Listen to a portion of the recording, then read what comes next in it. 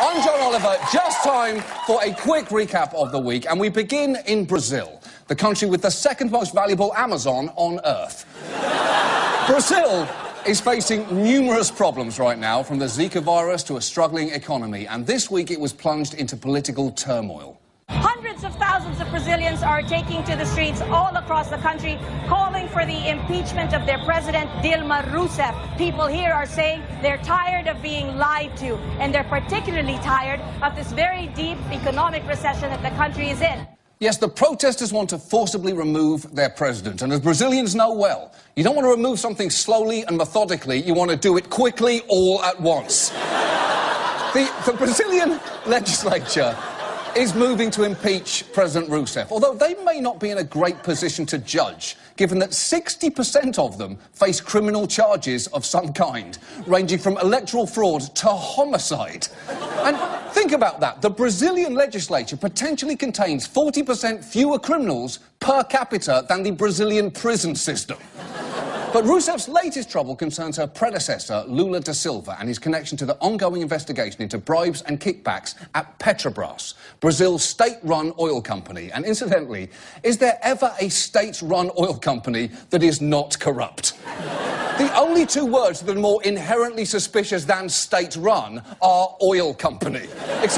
Except that's not actually true. The list of suspicious two-word phrases goes open marriage, well-spoken, homeopathic remedy, state-run, father-daughter, oil company, and discount sushi. But Lula da Silva is facing charges connected to Petrobras. And while he claims they were politically motivated, Rousseff didn't exactly calm things down this week when she made a surprise staffing choice.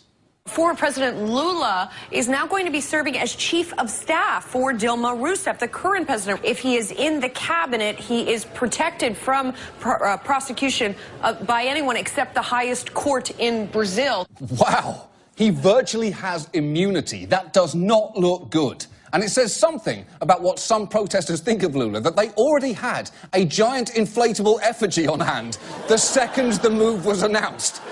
Although I will say that balloon looks less like Lula and more like a Picasso drawing of Mandy Patinkin.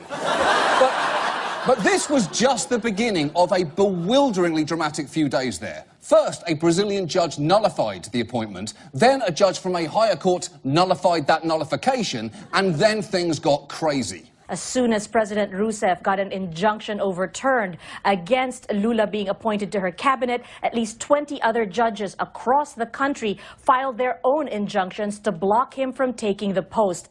That's right. The judiciary is now in open revolt against the executive branch. And not just that, but huge pro-Rousseff and Lula rallies took place on Friday. And let's all please enjoy this brief moment of feeling superior to the political chaos of Brazil. Because it's exactly how the rest of the world will feel this summer, watching the Republican Party tear itself apart, denying the person who got the most votes their nomination. So for now, let's move on.